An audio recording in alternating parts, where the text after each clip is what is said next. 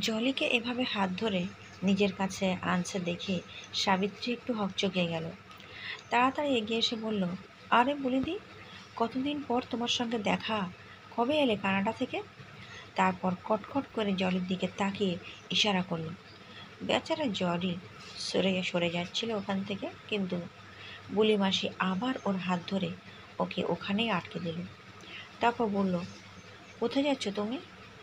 চুপ করে এখানে দাঁড়িয়ে থাকো। আর সাবিত্রী, এটা তোমার বড় মেয়ে, তাই তো? সাবিত্রী কথা ঘোরানোর জন্য বলল, বলিদি, এসো, আমার ছোট মেয়ে রিঙ্কির সঙ্গে তোমার আলাপ করিয়ে দিই। বুলি মাসি আবার মাকে বলল, শুনলাম তোমার বড় মেয়ে দারুণ ছবি আঁকতে পারে। ওর হাতের ছোঁয়ায় ক্যানভাসে ফুটিয়ে তোলা ছবি নাকি জীবন্ত হয়ে ওঠে। মা রিঙ্কিকে টানতে টানতে নিয়ে এলে বুলি মাসির কাছে। কেন সেটা জলি জানে না। বুলি মাসি কিন্তু রিঙ্কির রূপ নিয়ে কোনো কথাই বলল না। আর সব থেকে আশ্চর্যের ব্যাপার, বুলি মাসি এরপর নিজের ছেলেকে ডেকে পাঠালেন কাউকে দিয়ে। তারপর সবাইকে আশ্চর্য করে দিয়ে নিজের সুপ্রতিষ্ঠিত ছেলের সঙ্গে পরিচয় করালেন, সবার আগে জলির। রিঙ্কি আর মা একপাশে দাঁড়িয়ে আছে, অথচ জলের মধ্যে কী এমন দেখেছিল বুলি মাসি? জলি সেটা বুঝতে পারছিল না।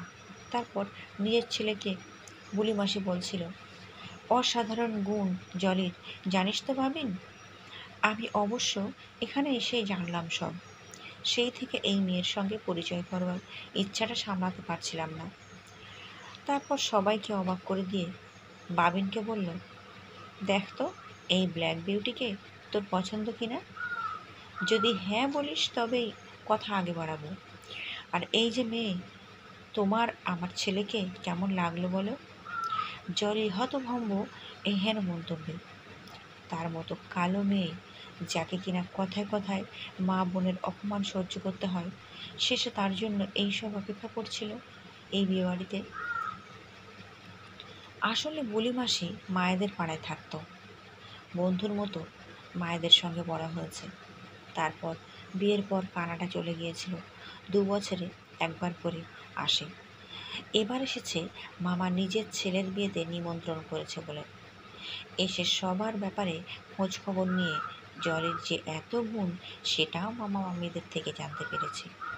আর তারপর থেকে নাকি নিজের ছেলের বউ করবে বলে জলের ব্যাপারে খোঁজ খবরও নিচ্ছিল। আর তারপরের ঘটনা তো সব সামনেই। ঘটনার আকস্মিকতায় মা আর রিঙ্কি একটু হকচকিয়ে গিয়েছিল। মা এটা ভাবতে পারেনি যে তার রূপে ঝলমল করা মেয়ে থাকতে শেষে কিনা মায়ের ওই কালো মেয়েটাকে বুলি মাসি আর তার ছেলে পছন্দ করল। এরপর বুলি মাসি বাবা মা দুজনকেই জিজ্ঞেস করেছিল তারা তাদের এই ব্ল্যাক বিউটিকে বুলি মাসির ছেলের হাতে দেবেন কিনা। বাবা তো আনন্দে কেঁদে ফেলেছিল।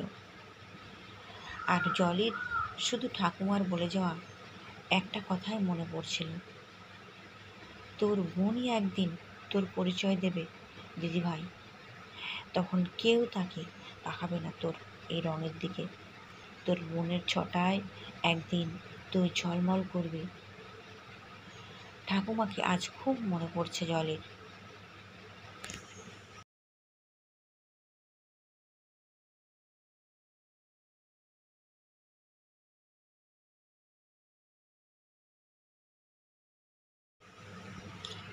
ভিডিওটি ভালো লাগলে একটা লাইক দেবেন আর চ্যানেলটিকে সাবস্ক্রাইব করে দেবেন।